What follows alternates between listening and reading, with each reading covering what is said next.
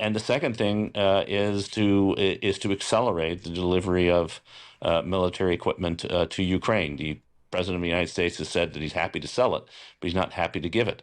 The quickest way we're going to get weapons to Ukraine and to increase the cost to the Russians is to provide them as quickly as possible, no matter who pays for them. If we believe that what is happening in Ukraine is fundamental to our security, as I think most Americans still do, then why is it that we only will provide weapons that are paid for by other people, as if this doesn't affect us? It does, it should, and the pressure should be increased. Otherwise, this war will just continue. Let's talk about the White House now, because it says both sides are not ready to end the Ukraine war after Russia launched a deadly attack on Kyiv overnight.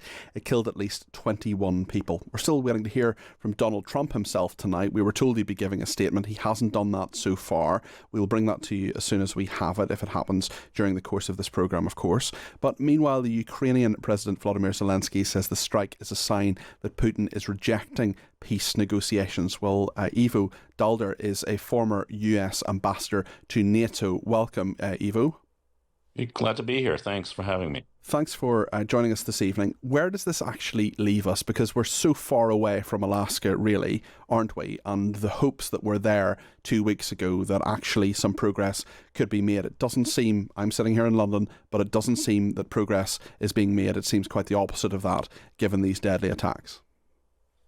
Yeah, I think the only person who thought there was any progress was Donald Trump and perhaps his negotiator, Steve Witkoff, because the reality is everyone knew as soon as the press conference was announced early in Alaska that no progress was made, that nothing had changed, that fundamentally Vladimir Putin, who started this war, was going to continue this war for as long as he can in order to achieve the objectives that he set.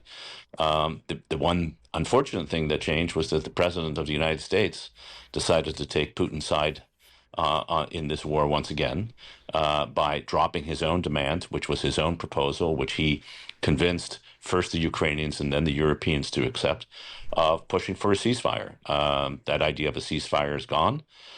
The idea of territorial swaps, which was never acceptable to Ukraine, the U.S. has now decided that this is for Ukraine and the Russians to decide.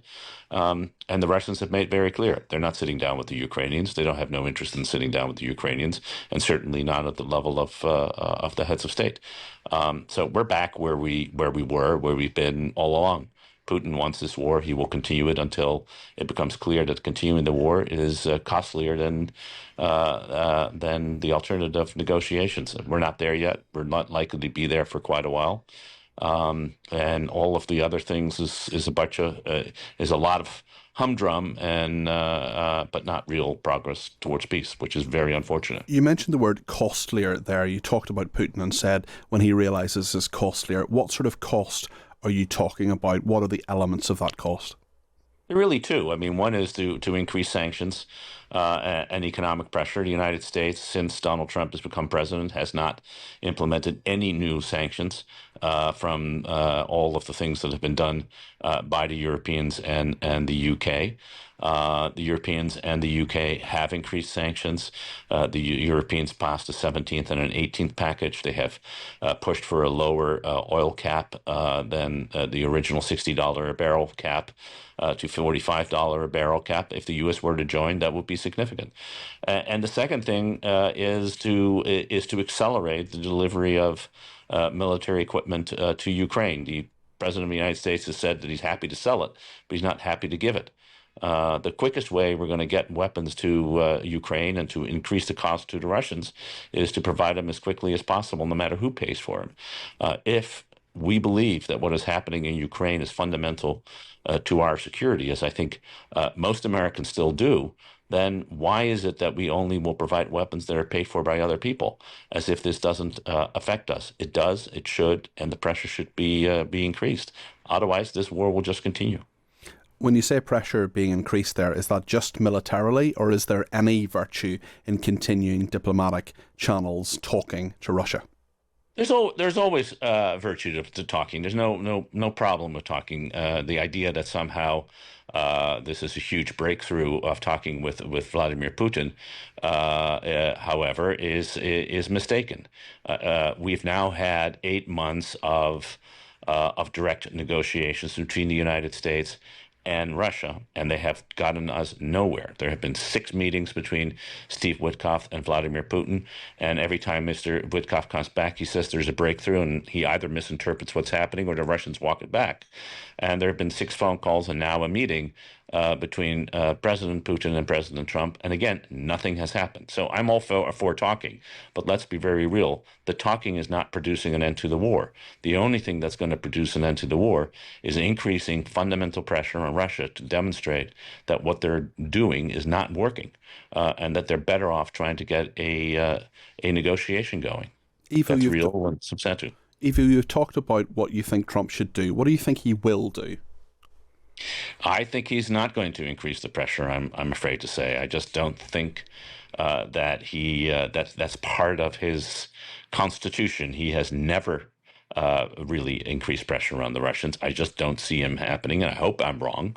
But unfortunately, I've been more right on this than wrong. So I think the most likely is that he will say, listen, if they want me to help you to get to a peace, give me a call. But until then, I have other things to do. There are other things that I want to spend time on, and he'll switch to Gaza or some other area of concern on foreign policy and increase what he's trying to do here at home. So I think the most likely thing is he will walk away.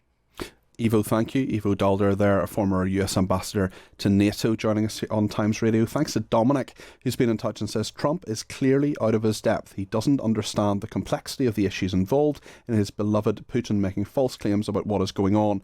He is out of his depth dealing with someone clever enough to play him, Dominic thinks, without him being bright enough to realise he is being played. The drone and missile strikes that took place overnight in Ukraine, General Keith Kellogg, the president's special envoy, has described these attacks as egregious. Do you agree with that description, and do you view President Putin as an impediment to getting peace between these two countries? He was not happy about this news, but he was also not surprised. These are two countries that have been at war for a very long time. Russia launched this attack on Kyiv, and likewise, Ukraine recently dealt a blow to Russia's oil refineries. They have taken out, as a matter of fact, 20% of Russia's oil refinery capacity over the course of their attacks throughout the month of August. So the president is continuing to watch this intently, and this killing, unfortunately, will continue as long as the war continues, which is why the president wants it to end. And that's why he's worked harder than anyone to end this war, which would have never started if he were president. But perhaps both sides of this war are not ready to end it themselves. The president wants it to end, but the leaders of these two countries need it to end and want it to end, must want it to end as well. And I think the president will make some additional statements on this later.